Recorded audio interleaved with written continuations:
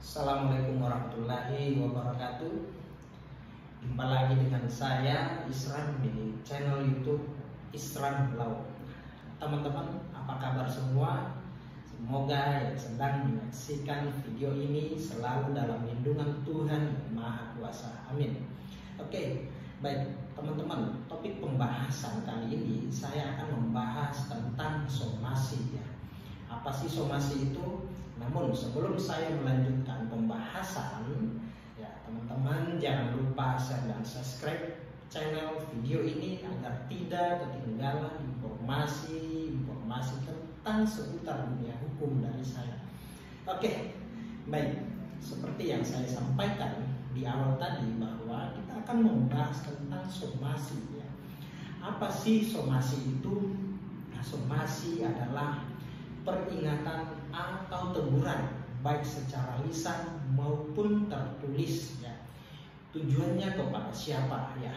Kepada perorangan, badan hukum, debitur atau seseorang yang masih memiliki sangkutan atau bahasa lapangannya masih punya utang. Nah, tujuannya diberikan somasi tersebut kepada seseorang atau badan hukum ya agar ini kan sifatnya peringatan ya. Tujuannya agar segera menyelesaikan atau menunaikan kewajibannya atau sisa kewajibannya yang belum terlaksana. Nah, biasanya kebanyakan dalam prakteknya ya, kebanyakan orang yang telah mendapat somasi itu adalah orang yang wan prestasi, masih punya sangkutan tunggakan atau terkait masalah hutang piutang ya. Nah, oke, kita lanjut. Nah, somasi itu ya dapat dibuat oleh siapapun ya, enggak hanya mesti pengacara atau advokat, tapi dapat dibuat oleh seorang praktisi hukum atau sarjana hukum lainnya. Namun dalam praktiknya sangat berpengaruh apabila pembuatan somasi itu dibuat oleh jasa atau menggunakan jasa seorang advokat atau pengacara dari kantor hukum atau dari lembaga bantuan hukum atau LBH ya teman-teman. Nah, somasi itu ya dapat berbentuk lisan ataupun tertulis. Namun pada prakteknya selama ini apabila seorang advokat atau kantor hukum ya melakukan somasi itu dalam bentuk tulisan ya teman-teman, dalam bentuk tulisan. Nah, memang dalam hal pembuatan somasi ya atau menyusun somasi belum ada aturan bakunya ya, tetapi dalam hal melaksanakan somasi ya, somasi atau peringatan merupakan diatur juga di dalam undang-undang hukum perdata ya teman-teman, ada dasar hukumnya.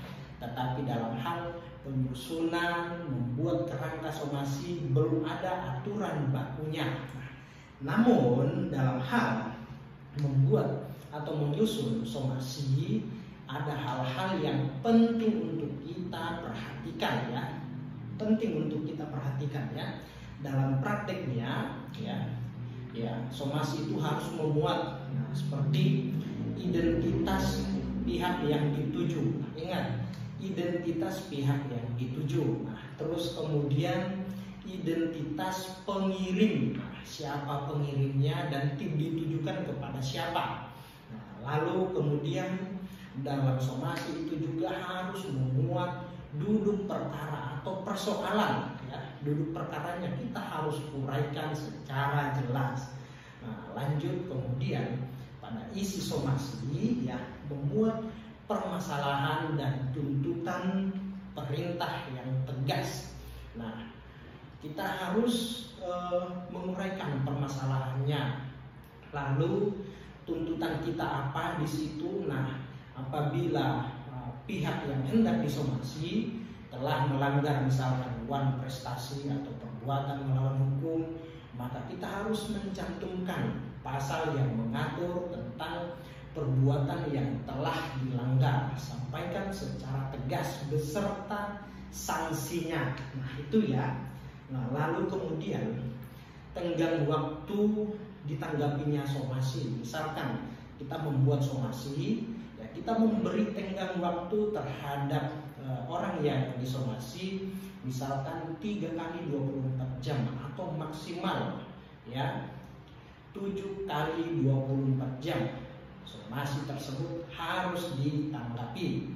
Nah, lalu kemudian selanjutnya upaya hukum lanjutan apabila somasi tersebut tidak mendapat respon atau tidak ditanggapi oleh orang yang ditujukan somasi. Nah, misalkan ya kita membuat somasi, terus kemudian somasi yang kita sampaikan ya kita beri tenggang waktu 3 kali 24 jam misalkan.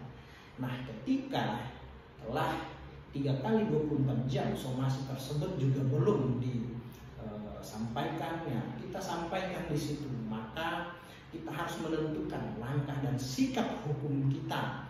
Apabila dalam waktu 3 kali dalam 24 jam somasi ini belum mendapat respon, maka kami akan mengambil upaya hukum dan seterusnya. Nah, di situ langkah upaya hukum harus kita uraikan juga ya, berikut sanksi-sanksinya. Nah, lalu kemudian pada muatan somasi tersebut di akhirnya itu ada tanda tangan juga ya di situ ya teman-teman. Jelas ya apa yang saya bahas tentang somasi. Nah, pertama somasi itu ya biar berpengaruh ya biarkanlah orang yang profesional ya dalam bidangnya membuat dan menyusun serta mengirim somasi tersebut.